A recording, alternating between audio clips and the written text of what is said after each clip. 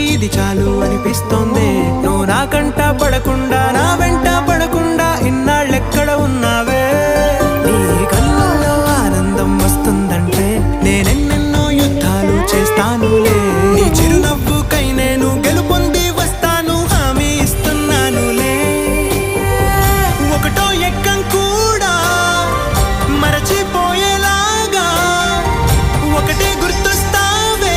నేను చూడకుండా ఉండగలనా? నా చిలిపి ఎల్లర్లు నా చిన్ని సరదాలు నీలోను చూశానులే.